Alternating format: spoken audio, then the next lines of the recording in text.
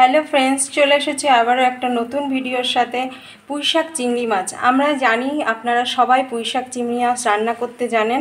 আমি তবুও একটু রান্না করছি বলে আপনাদের সঙ্গে শেয়ার করছি পুঁইশাক চিংড়ি মাছ।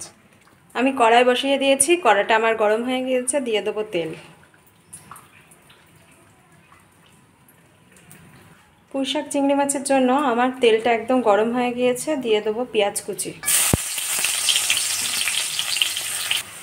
এবার দিয়ে দিচ্ছি থেতো করা রসুন।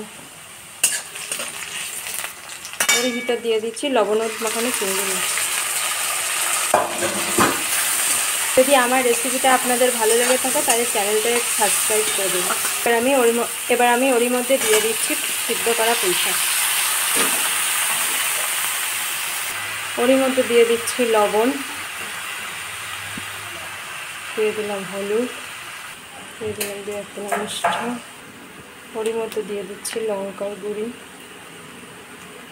দিয়ে দিলাম অল্প একটু জিরের গুঁড়ো, দিয়ে দিলাম অল্প একটু মরিচের গুঁড়ো, দিয়ে দিলাম কটা চেরা কাঁচা লঙ্কা।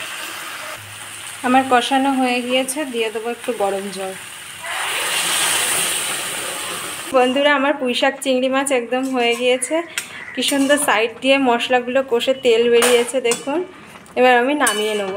হ্যালো ফ্রেন্ডস, তৈরি হয়ে গেছে আমার পুঁইশাক চিংড়ি মাছ। যদি আমার রেসিপিটা ভালো লেগে থাকে তাহলে লাইক, শেয়ার আর কমেন্টস করবেন। ধন্যবাদ।